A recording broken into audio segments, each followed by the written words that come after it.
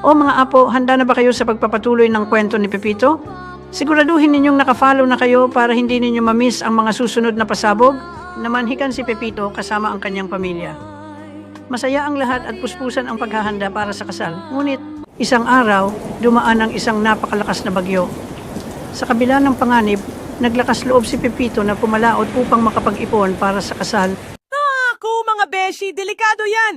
Marami nang nalunod sa dagat natin. Sayang ang pogi points ni Pepito. Ay! Mga Mars, kalo ka! Bakit kasi nagpalaot pa? Dagat lang pala kakain sa kanya. Sana ako na. Sana nakaligtas siya. Lola Burikay, bumalik pa ba siya? Mga apo, hindi na siya nakabalik. Nagluksang masyado si Dolores. Sa gitna ng kanyang dalamhati, hindi alam ni Dolores na may munting buhay na pala sa kanyang sinapupunan. Kung hindi dahil sa kwentong to, hindi ko malalaman kung gaano kalakas ang loob ni Inay.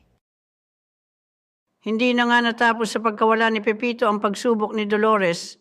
Pinag-usapan pa siya ng buong baryo. Mga marites mula noon hanggang ngayon walang kupas.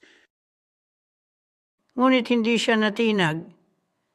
Pinalaki niya si Asim sa pamamagitan ng paglalako ng gulay sa palengke. Abangan uli ang susunod na kabanata.